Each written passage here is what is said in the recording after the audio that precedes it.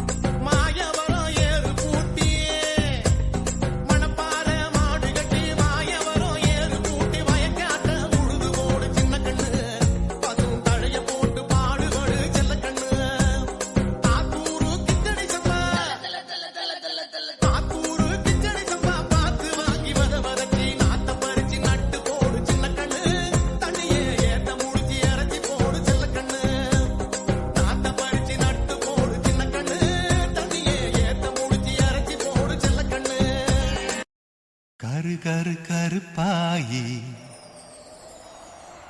நீ வெளுத்தது ஏன் கருப்பாயி தொட தொட தொட மாட்டேன் தொட்டா நானும் விட மாட்டேன்